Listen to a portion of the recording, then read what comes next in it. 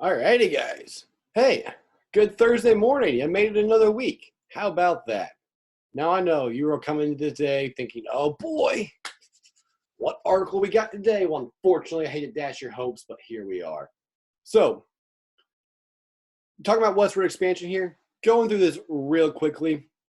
We'll digest some of this later on, but for right now, I do want to talk about this going forward. So, little review from where we left off before we began our extended learning. What is manifest destiny? So remember, too far. So remember, manifest destiny is this idea that not only can the United States go west, but we are destined to go west. Remember, we read that there's a lot of religious undertones expressed, and this was an idea that encapsulated the American mind, right? The United States had a destiny to spread liberty and democracy and freedom westward. Of course, this leads to westward expansion, Indian removal, and as we're going to get into, conflict with Mexico over territory. Showed this painting right here, right?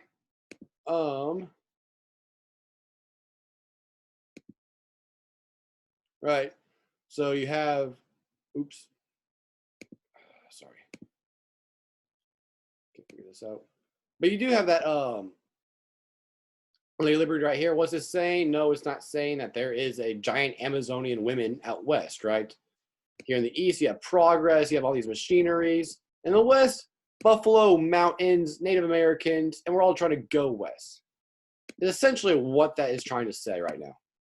So, what's it going to lead to? Well, part of this is going to lead to the Texas Revolution, which we'll dive into more a little later. But basically, what this is as Americans are moving west, we're going to run into Mexican territory I claim in Mexico.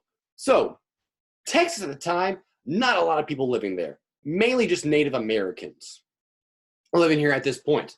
Mainly the Comanche, which if you remember the Mongols from last year, Comanche fight a lot like the Mongols on horseback with bows and arrows. They're very fierce fighters. But mainly that's just it. So Mexico actually enacts this policy kind of inviting American settlers. Like, yeah, come on, come settle. We won't bother you. Just come settle, come farm. You'll be fine. So a lot of white American settlers start coming into Texas, which is owned by Mexico at this point. Texas is a Mexican territory. They're also going to bring their slaves with them, right? Because Texas is a southern state. They're going to attract a lot of southern settlers. Now,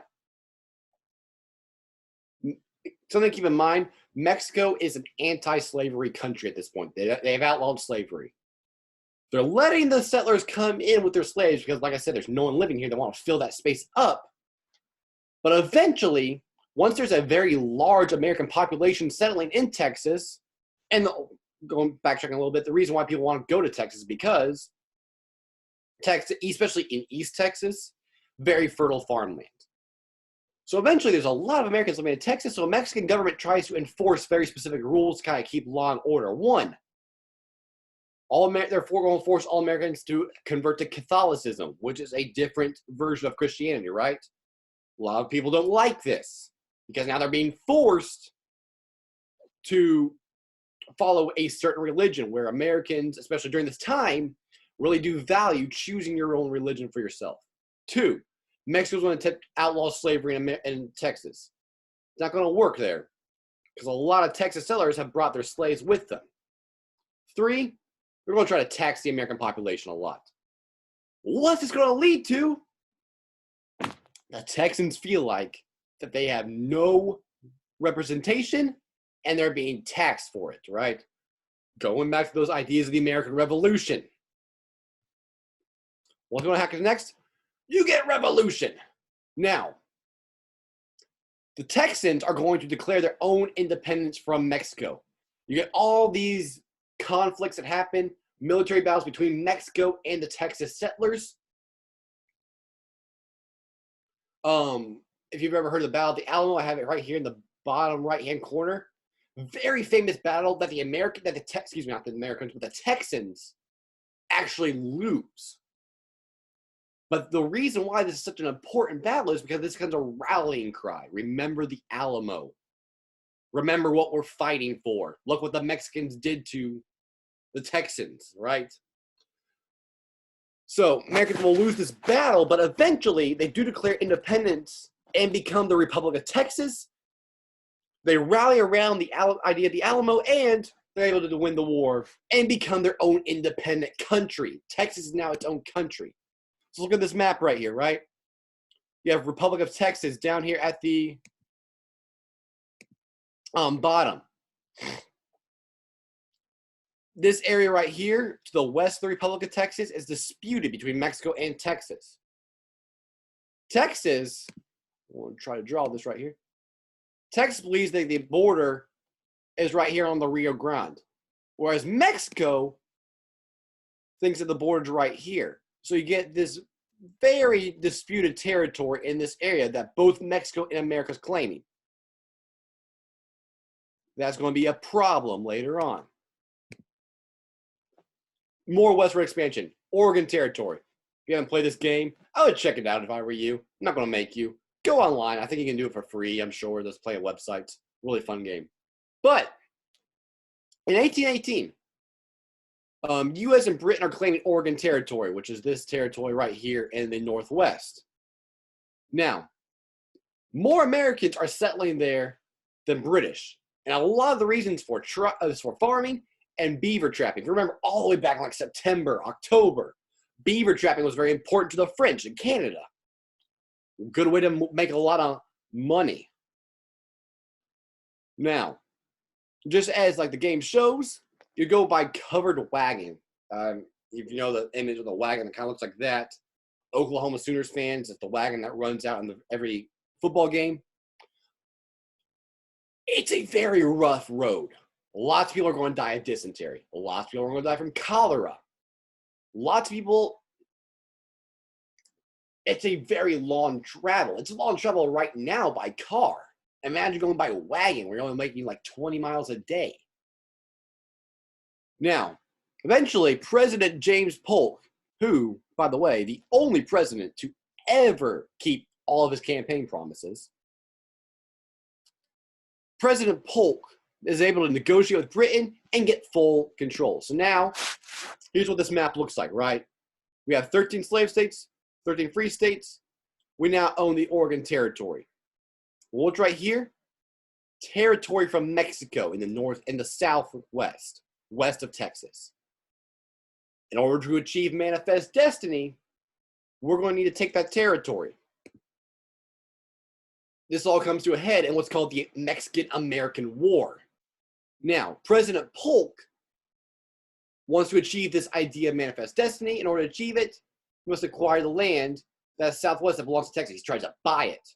He actually sent a lot of people to try to buy this land. Mexico refuses every single time. They're not going to sell. They want to keep this land. So what happens is, I'll go back to that one map right here. Polk sends an army in this area, which remember, this area is claimed by both America and Mexico. Polk's whole point is, look, I just want to defend this area because I feel like Mexico is claiming it too. I want to make sure I claim it for my own. Mexico looks at this and they see it like, they go, whoa, whoa, whoa, whoa, whoa. What are American troops doing in our land right now? Mexico sends their troops in this disputed land, fires. There's conflict between American and Mexican troops. This is back to Polk. Polk sees this as a way to declare war on Mexico. Now, some people say that this is a very nefarious deal in the sense that Polk knew that he would provoke an attack in order to get the war. I'm not going to say he did or he did not. Those are your two sides of the argument. He was trying to defend the land. He knew what he was doing, trying to get Mexico to attack. Those are kind of both sides of those argument right there. Now, this lasts for about 2 years. The United States, being the more powerful nation, is able to force Mexico to surrender, and it's able to get the desirable territory. Now, fun fact right here, the United States actually occupied Mexico City at one point. Now, I had a student in my sixth period, I think it was Gabe, who explained why we didn't keep all that territory. Basically say it takes a lot of work to pacify that much land, only taking a little bit of time. So we really only take the Southwest because of that. What's California fit into all this? Well, you get gold. Sweet, sweet gold discovered in California. Now, news travels fast. A lot of people are thinking, if I go to California, I can get rich.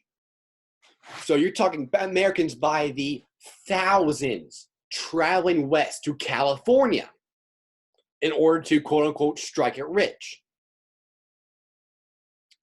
As a result, like the theme of westward expansion is, that land is not empty. There are Native Americans there. You see a decline in the Native American population.